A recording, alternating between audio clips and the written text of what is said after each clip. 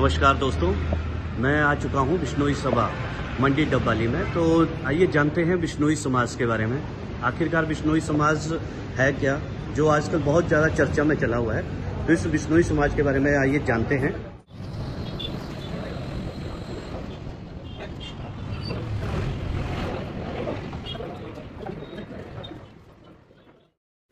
नमस्कार सर। नमस्कार जी सर, अब मैं आपकी सभा को देख रहा था, बिश्नोई सभा को, तो मैंने सोचा आइए जाकर मिलते हैं भाई आपकी सभा के बारे में। बिश्नोई समाज आखिरकार है क्या, तो प्लीज आप बताएंगे आप अपने बारे में। मैं इंद्रजीत बिश्नोई, अखिल भारतीय बिश्नोई जीव रक्षा सभा का हरियाणा प्रदेश अध्यक्ष हूँ और बिश्नोई सभा मंडी डब्बाली का सचिव हूँ। हमारी पूरी कमेटी भी यहाँ आई हुई है, प्रधान जी हमारे आए हुए हैं और हम सेवा कार्य में लगे हुए हैं।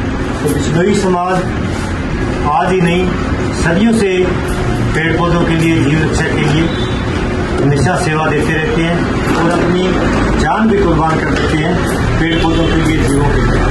आज से तकरीबन 1730 में जोधपुर के पास खेजल्दी गांव में पेड़ों की रक्षा 363 नर नारी बच्चे शहीद हो गए, जो कि एक पूरे विश्व में ये उदाहरण है कि पेड़ों के लिए आज तक किसी ने भी कोई कुर्बानी नहीं दी, केवल बिश्नोई समाज के लिए। हाँ, हिरणों की मैं भी वही पूछने वाला था। हिरणों के लिए जो आजकल एक मैं देख रहा हूँ सोशल मीडिया पे बड़ा वो चल रहा है, वे जो हिरण हैं वो हिरण को आप पूजा करते हैं या पालते हैं, क्या है उनके, थोड़ा वो बताइए आप। हिरणों के हम कोई पूजा नहीं करते, हम जीव दया पालनी होती है। हमारा एक नियम है जीव दया पालनी। इसका मतलब है हर एक जीव पे दया रखनी, उनकी रक्षा करनी, उनको ना मारना। पूजा करना ये सिर्फ और एक पाखंड है, ये हमारे समाज में नहीं होता। हम सिर्फ पूजा हमारे जम्बेश्वर भगवान और विष्णु भगवान की करते हैं। हम कोई हिरणों की पूजा नहीं करते, हम सिर्फ उनकी रक्षा करते हैं, क्योंकि वो एक मासूम और कमजोर देवी होते हैं। शिकार भी नहीं करने देते। नील गाय का कोई भी हमारे क्षेत्र के अंदर जहाँ बिश्नोई समाज रहता है, वहाँ पे कोई भी किसी को भी शिकार करने की अनुमति हम नहीं देते। और जोधपुर की तरफ तो हमारे बिश्नोई समाज अपने प्राण भी न्यौछावर कर देते हैं इनको बचाने। तो ये आप मेरे को बताएंगे, जो आपके जम्बेश्वर भगवान जी हैं, ये कौन से गुरु हैं या कौन से भगवान हैं, या इन दादाजी देंगे जम्बेश्वर भगवान जी बारे में। श्री गुरु जम्बेश्वर भगवान जो है एक सिद्ध पुरुष हुए हैं और वो समाज सुधारक थे। यानी कि उस समय पूरे देश में जीव हत्या, वृक्षों की अंधाधुंध कटाई, इस तरह के जो असहनीय यानी जो हमें नुकसान कर रहे थे, कि जिसके बिना मनुष्य का जीवन जीना मुश्किल है, उन चीजों की हत्या हो रही थी। उसको देख करके गुरु जम्बेश्वर भगवान ने अवतार लिया और उन्होंने लोगों को ये शिक्षा दी कि आप इन जीवों की हत्या न करें, पेड़ पौधों को न काटें, क्योंकि इनके बिना जीवन जीना मुश्किल है। उन्होंने 29 नियम बताए थे, वो सिर्फ और सिर्फ हमें जीने का एक तरीका बता के गए। वो नियम आज के अनुसार वैज्ञानिक नियम भी है, जिसके बिना हमारा जीवन नहीं चल सकता। वो हमारे ये नियम है, जिसमें हरे वृक्ष को नहीं काटना, जीवों को नहीं मारना, झूठ नहीं बोलना, हवन नहीं करना, वाद विवाद नहीं करना, हवन करना, इससे अमावस्या का व्रत रखना। बाकी विज्ञान तो भी बताया गुरु जम्बेश्वर भगवान तो साल पहला बता गया ये चीजें जो आज हमें डॉक्टर बता रहे हैं, ये हमें 570 साल पहले भगवान बता चुके थे कि इनके बिना आपका आगे जीवन नहीं चलेगा। जो अब हमें डॉक्टर बता रहे हैं कि जो चीजें मना कर रहे हैं वो सब हमारे पेड़ लगाओ, ये करो, पौधे लगाओ, गुरु जम्बेश्वर भगवान उसी टाइम का। तो आप अपने इस बिश्नोई समाज को कैसे आगे लेके जा रहे हैं? तो आपने कुछ सोचा होगा भाई हमारा बिश्नोई समाज जो है वो आगे और ज्यादा प्रमोट हो, उसके बारे में आप क्या सोचते हैं? जैसे हर कोई समाज जो है जो अपने आगे बढ़ावा दे रहा है, तो आपने अपने समाज के बारे में क्या सोचा है? एक बिश्नोई समाज किसी को कन्वर्ट नहीं करता, किसी को भी हम ऐसे नहीं, लोग दूसरी जो जाति है वो कन्वर्ट करती है। हमारे समाज में कोई भी कन्वर्ट नहीं करता। अगर जो 29 नियम का पालन करता है वो बिश्नोई है। वो बिश्नोई आज का बिश्नोई समाज में उसका स्वागत है। और हम जैसे अपने आने वाले बच्चों का अपने इतिहास के बारे में हम बताते हैं, जो इतिहास के पन्नों में गुम हो गया था। जो ये हमारे 1730 में जो 363 जो अभी दादाजी ने हमें बताया था, 363 नर और नारी शहीद हुए थे, वो इतिहास में कहीं नहीं पढ़ाया जाता।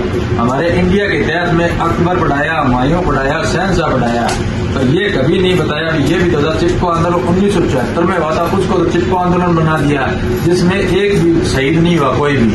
और हमारे समाज में 1730 21 सितंबर 1730 को 363 नर और नारी शहीद हुए थे। वो इतिहास के पन्नों से गायब है, वो पढ़ाया ही नहीं जाता, वो हमारे इतिहास को कभी बताया ही नहीं गया। अब हम अपने बच्चों को आने वाली जितने हम उनको बता रहे हैं भाई अपना समाज ये है, इस समाज में ये बढ़िया चीजें हैं, इनको हम ये प्रमोट कर रहे हैं भाई।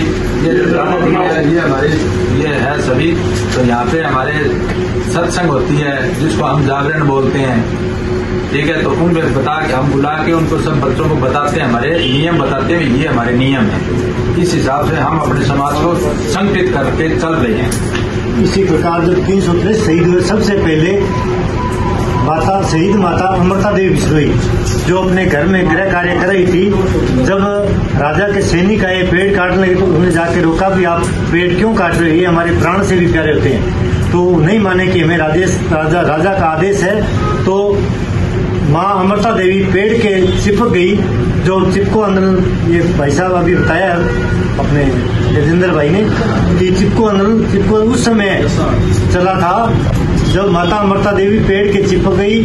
उनको देख के उनकी बेटी वो भी चिपक गई पेड़ों के, एक एक करके 363 शहीद हो गए। और शहीद माता अमृता देवी यह कह करके चिपक गई कि सिर सांटे रूख बचे तो भी सस्तो जान, यानी सिर के बदले अगर एक पेड़ बचता है तो भी सौदा सस्ता है, क्योंकि एक पेड़ के बचने से असंख्य लोगों को प्राणवायु मिलेगी, ऑक्सीजन मिलेगी। एक सिर ही गया, उसके बदले में एक सिर अगर जाता है, पेड़ बचता है तो भी सौदा सस्ता है, महंगा नहीं है। ऐसे करके एक एक करके 363 शहीद हो गए थे। ये हमारा एक हमने आपके एक मुकाम जो है वहाँ पे उनके बारे में सुना है, तो आप बताएंगे वो क्या एक जगह है, वहाँ पे क्या होता है? मुकाम जो जगह है वो श्री गुरुजम्बेश्वर भगवान जिन्होंने 29 नियम बिश्नोई धर्म के बारे में बताया, बिश्नोई धर्म अपनाया, उन्होंने पहाड़ बना करके बिश्नोई बनाए थे। तो वो 51 वर्ष तक ये प्रचार प्रसार करते रहे देश विदेशों तक। उसके बाद में जब वो इस संसार से इस भौतिक जीवन से जा रहे थे, तब उन्होंने लाला शास्त्री में अपना शरीर छोड़ा। तो शरीर छोड़ने के बाद उन्होंने कहा कि मेरी जो समाधि है वो यहाँ से 20 किलोमीटर दूर मुकाम जो गांव है तालवा, वहां मेरी समाधि देनी है। तो वहां समाधि के लिए उन्होंने कहा भी हमें जगह का क्या चयनित कैसे करेंगे हम। उन्होंने बताया कि वहां त्रिशूल निकलेगा, आप इतने गज जमीन फुट जमीन खोदोगे तो आपको ये निशानी मिलेगी, वहां मेरी समाधि बनानी है।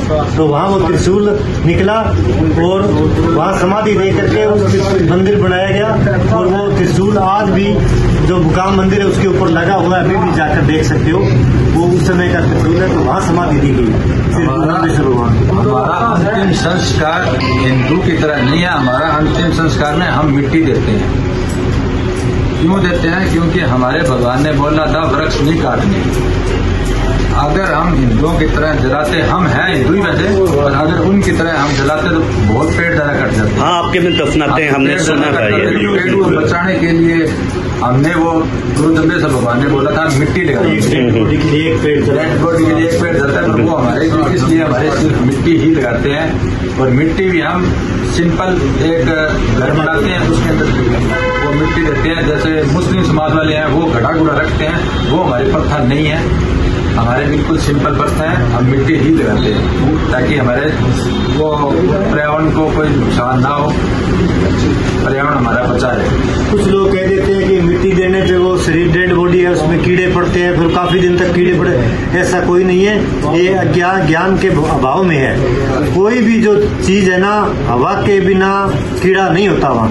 जब वो मिट्टी के अंदर 5 फुट नीचे गहरा दबा दी जाती है तो वहाँ कीड़े वगैरह कुछ नहीं पड़ते, वो वैसे ही अपने आप ही गल जाती है डेड बॉडी। और इसमें एक और है जो जीव दया वाली बात है कि बिश्नोई समाज में आज से कोई 50-60 वर्ष पहले नांदोड़ी गांव, जो फतेहाबाद के बाद नांदोड़ी गांव है, वहाँ की रामी देवी, जहाँ एक मादा हिरण अपने बच्चे को छोड़ के चली गई, उसका शिकार हो गया, बच्चा छोटा था, 2-3 दिन का ही था, अब वो भूख से मर जाता, लेकिन उस रामी देवी औरत के एक छोटा बच्चा था 2 महीने का, तो उसने अपने सतन से दूध पिला करके उस हिरनी के बच्चे को बचा लिया।